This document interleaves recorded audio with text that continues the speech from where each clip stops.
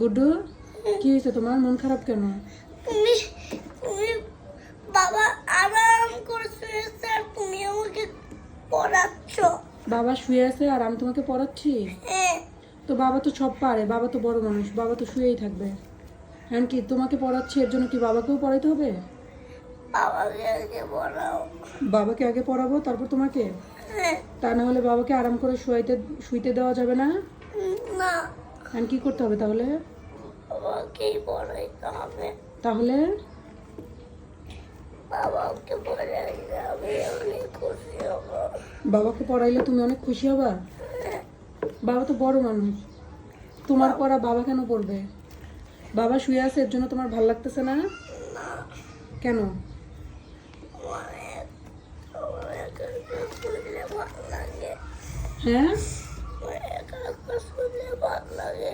এখন কি করবো বাবাকে? পড়াবা। কি বলতেছে তোমার ছেলে? হ্যাঁ, কি বলে? বলে বাবা আরামে শুয়ে আছে আর তুমি আমাকে পড়াচ্ছ। আমার কি এখন লেখাপড়া আছে? হ্যাঁ, বাবা তো এগুলো সব পারে।